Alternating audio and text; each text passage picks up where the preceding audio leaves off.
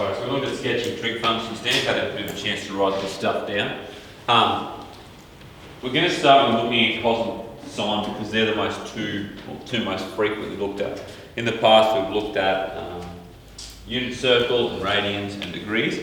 More often than not, looking at this information, which do you think we're using here? Radians or degrees? Radians. One of the things that you have to be mindful of, and this is super important, and I'd be listening up because it can hurt you on an exam, is making sure that your calculator is in the right function. So if you're not sure how to do that, ask me after I've finished teaching this, but make sure that you can swap between degrees and radians. And when you're graphing, if you're graphing one of these, your calculator needs to be in radians. If it's in degrees, you'll just get a long straight line across your window. So I'll talk about that later, but it's important that we're aware of it. These come in the general form y equals a sine or cos bx minus c plus d.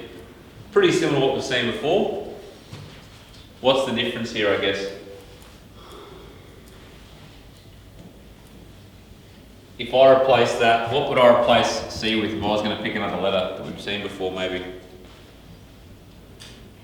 H, and if I was going to replace D? K. Very similar to what we've done before. Cool? So, just be aware of that. They use C and D, so I'm going to keep that, but they do the same job as a H and a K value. The A represents our vertical dilation, but in trig functions it's got a special name. That special name is amplitude, and that is the distance between the midpoint and the top, or the midpoint and the bottom. Alternatively, if I haven't got a midpoint, what I can do is find my top and my bottom and divide them by 2. Cool? Vertical shift is simply how high I shift my function. We're pretty good with that. Gets a bit tricky with our horizontal stuff because of the nature of our trig functions being with radians. Our period is equal to 2 pi divided by our b value. So if I don't have a b value, what's my period equal to? 2 pi. The period is quite simply how long it takes to do one complete wavelength. And there's lots of ways you can look at that. You can go from peak to peak, you can go from trough if I had another trough, or you can go from a full wavelength. I would say midpoint to midpoint, but what's the problem with that? Stops halfway in the middle, so I have to go through 2 midpoints to get a full wave. Sweet? Just be aware that a lot of kids do make that mistake, where they go, that's my wave. So make sure that we're aware I need to get a full wavelength. If you want to get yourself out of trouble, peak to peak is a good way to avoid getting into any group there. And finally, a horizontal shift is simply equal to our C value divided by our B value. Sometimes they'll represent this as BX plus C. If they're represented as BX plus C, what does my horizontal shift become? What changes? It will be just a negative in front of the C, okay? I like to keep it like this because, I won't use that one. I like to keep it like this because it looks very similar to the other general forms we've dealt with before. Cool? But your textbook might have plus C, doesn't make any difference. Happy with that? We've dealt with period, we've dealt with, that's your sketch of a general trig function. What do we notice about these trig functions? What do they do? What's special about trig functions? What do they do? Repeat. Another name for that starts with O. Oscillate. So they oscillate. This one starts at 0, but they could start up high, they could start down low.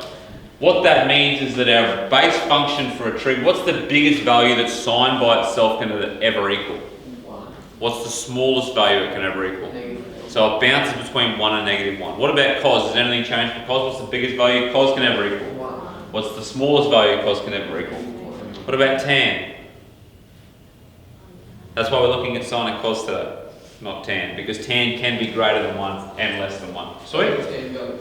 Tan goes up into infinity and then starts back again. But we'll deal with that. Let's walk before we run. So I've asked us to fill out this table. We should be so good with our exact values we can do this off by heart after our Quizlet stint. Sine of 0. 0. Let's start with the easy ones. Sine of pi on 2. 1. Sine of pi. 3 pi on 2. 2 pi. 5 pi on 2. Okay. Pi on 4. Yeah, 0. We haven't got a calculator, but so 1 on root 2, correct? 3 pi on 4. Positive or negative? Positive 1 on root 2. 5 pi on 4. Negative 1 on root 2. 7 pi on 4. 9 pi on 4. Okay, cool. Now you said it's about 0.7, so I'm just going to put a mark here. 1 on root 2, and I'll put a mark down here, negative 1 on root 2. Now all we have to do is graph it, put some dots. So my first dot's at 0.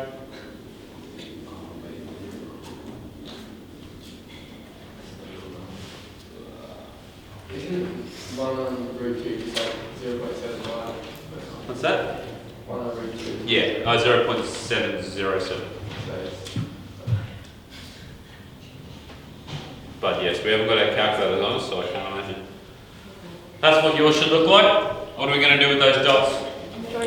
It's like we're back at Macca's and they've given us the kids pack. Just connect those dots, not with straight lines, but with Curves.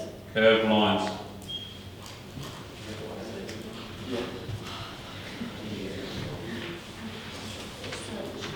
Cool. Very easy, right? Yeah. Now ready, I'm going to change this. I'm going to change this to, Close. well, that, I'm going to do that in a second, but you're pre. 2 sine, I'm going to show you a few tricks here. So it's now 2 sine x. Ready? This is, I'm going to change this whole graph. It's going to take me forever.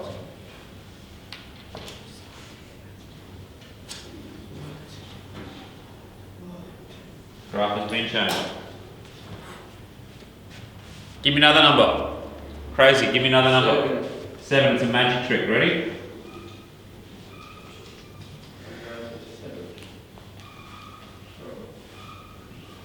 So the root 2 doesn't change, just the top. Well, in this, yeah, for this point here. What I'm trying to say is, no matter what my amplitude changes, I just change the numbers on my y-axis there. Cool? Okay. That's a trick for sketching these. If you sketch your general shape, all you have to then do is change your values to your amplitude. I want to do something else pretty crazy. Ready? I just want to make sure those are right. So it's back, I'll make it 7 still. 2x. This is going to be hard to fix. Guess what I have to do now? What's my period? What's my period now? Pi. Why? Why is that 1? Because my function's now 2x. So that's my period now. So I've just got to make this over 8, over 4, over 8, over 2, over 8, over 4, over 8. She's tricky. Sweet. Now if I'm really stuck, and I can't do that in my head because I'm like, how did you do that? What I do is I go all the way, I know one period is pi, right? So I sketch my function to pi. What's this distance going to be? Half of that. So I go to half pi. And then between those two, or let's go back to here, what's that half the distance between pi on 2 and 0 is? Pi on 4. So I just keep halving my distances and dealing with it that way. So when the x is law of the period is changed, you just times the bottom variable by Basically, yeah. Dividing it by b. Yep, exactly right. Cool. So there's some tricks because you're going to be asked to sketch functions that look like that. It looks really scary initially, but just draw your general shape and then shove the numbers in once you've drawn your general shape. Cool? So my trick to this is draw your general shape and then shove your numbers in. But before we do any more, I want you to repeat this process. Oh, you have to do another graph. I'm going to leave that up. Do the same table, but for cos. If you would like, you can do it on the same graph, but you're going to have to use a different coloured pen. Enjoy.